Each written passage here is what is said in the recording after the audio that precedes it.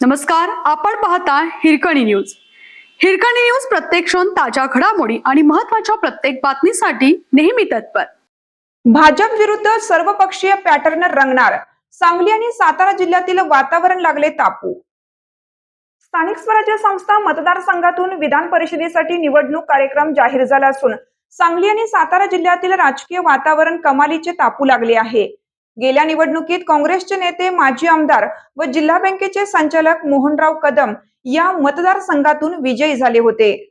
यंदाच्या निवडणुकीत दोन्ही जिल्ह्यातील मतदारांचे आणि राजकीय समीकरणांचे चित्र पूर्णपणे बदललेलं आहे.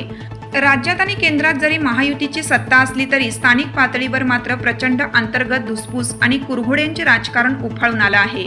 भाजप विरोधात सर्वपक्षीय उमेदवार देण्यासाठी हालचाली सुरू झाल्या आहेत. राज्यात भाजप, शिवसेना, शिंदे गट आणि राष्ट्रवादी काँग्रेस, अजित पवार गट यांची महायुती असली तरी स्थानिक स्वराज्य संस्थांच्या निवडणुकांमध्ये हे तीनही पक्ष काही ठिकाणी एकमेकांविरोधात शड्डू ठोकून उभे ठाकले होते. सातारा जिल्हा परिषदेत भाजपने शिवसेना आणि राष्ट्रवादीमधील सदस्य फोडल्याने युतीमधील दरी वाढली. दुसरीकडे सांगली जिल्हा परिषदेत पदाधिकारी निवडीत मोठी राजकीय चुरस पाहायला मिळाली. येथे भाजपला सत्तेपासून दूर ठेवण्यासाठी सर्वच विरोधकांनी एकत्रित येत महाविकास आघाडीचा सांगली पॅटर्न राबवला आणि भाजपला मोठा धक्का दिला.